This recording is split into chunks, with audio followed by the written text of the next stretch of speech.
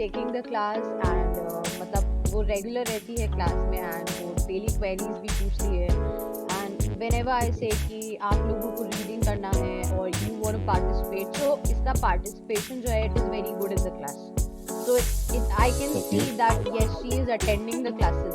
मतलब एक ऐसा होता है कि बच्चा is coming and just sitting, but Diya is regularly attending and वो active भी है बहुत ज़्यादा classes.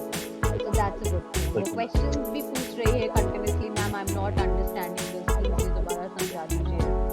So all that is going on.